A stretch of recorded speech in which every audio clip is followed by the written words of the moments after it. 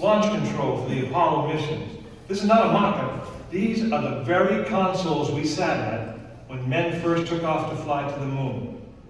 The tragedy of Apollo 1 had put us a year and a half behind.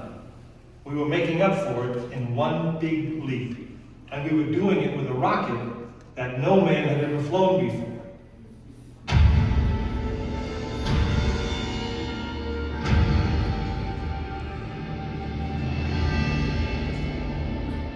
It was a few days before Christmas 1968 when Apollo 8 sat on the pad. She was the first of a new kind, a moon rocket. This was the Phoenix, risen from the ashes of Apollo 1. The first Apollo crew did not die in vain. This was to be their testament.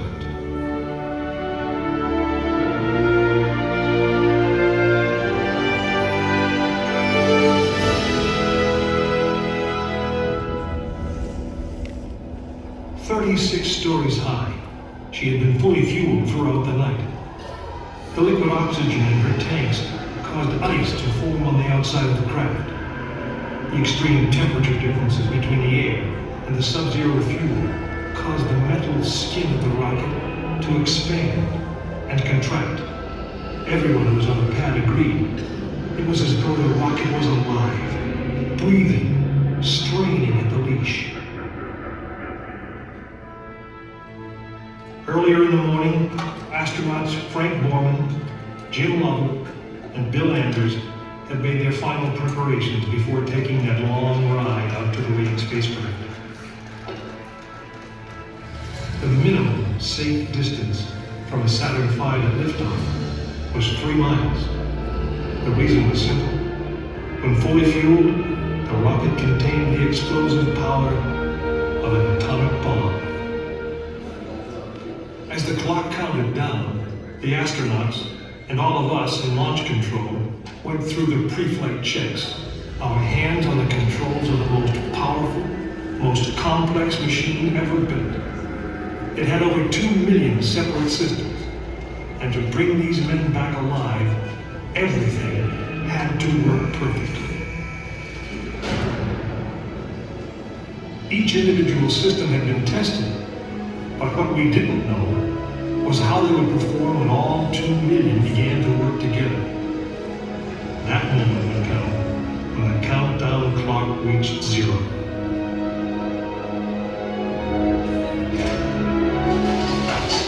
If a maneuvering thruster failed, if communications broke down, if navigation was off by 1 degree, if any piece of the miles of wiring, circuits, relays, or valves was defective, Frank Borman, Jim Lovell, and Bill Anders would pay with their lives.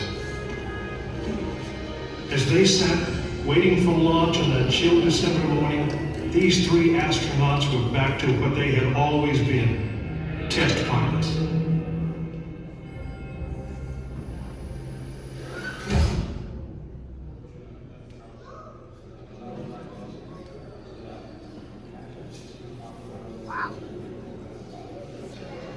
You are now in the final minutes before the launch of Apollo 8, right here where it actually happened.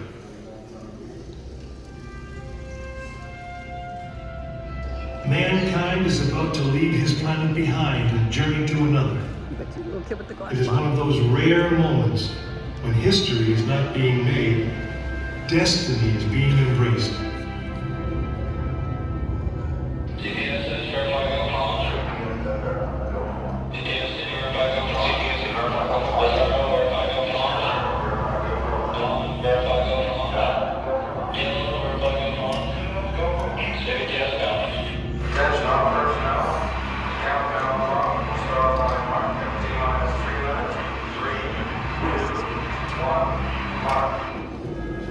This is launch control, T-minus 3 minutes and counting.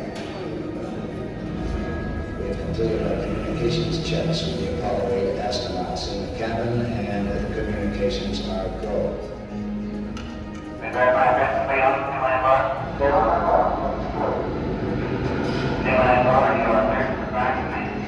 During this period, once we do get the firing command, the various tanks within the 3 stages of the Saturn V launch vehicle begin to pressurize.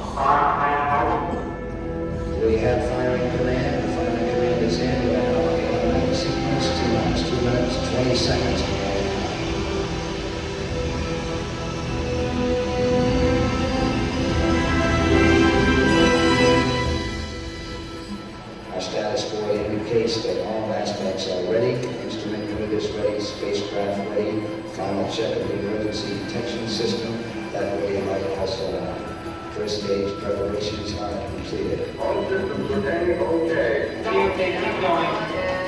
We're on. Ready to go to ground plane. Stand by motor. Okay, you're on. All systems go. T-minus 45 seconds incoming. The first stage liquid oxygen tank has been pressurized and the pressure is still building up. Coming up in 90 seconds, mark T-minus 90 seconds incoming. The Apollo 8 crew standing by, spacecraft commander Frank Borman, Jim Miller, Bill Anders. We now report that the liquid hydrogen tank on the third stage is pressurized. 1 minute 15 seconds.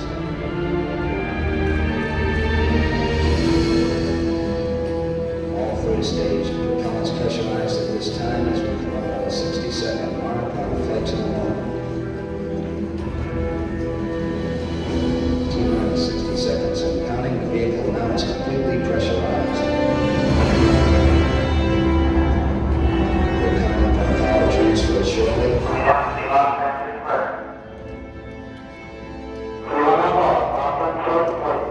We have the power transfer. We're now on the flight batteries within the launch vehicle.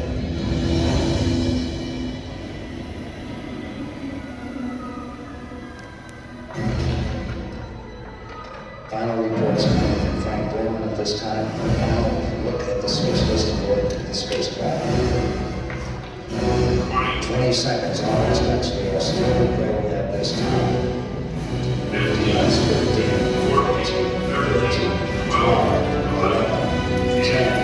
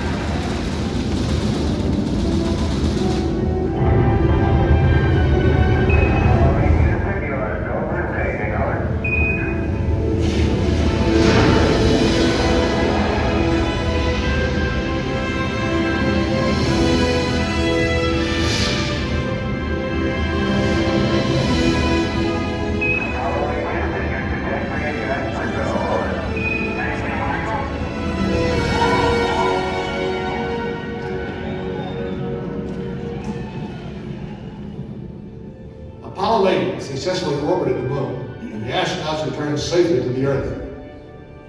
I know. I'm Jim Lovell, and I was one of the crew of this spacecraft, Apollo 8. We were the first men to see the surface of the moon from just a few miles away. But it was the hundreds of thousands of men and women who worked in that team, and the millions of people who supported the mission that really made it possible. That way, I guess, we all went to the moon. Now, on the other side of those doors, you'll find an actual Saturn V moon rocket. It's still the most powerful, the most complex machine ever built. And I guess it's the only one that can take you to another planet. I actually got to fly one on a second flight to the moon called Apollo 13. But that's another story.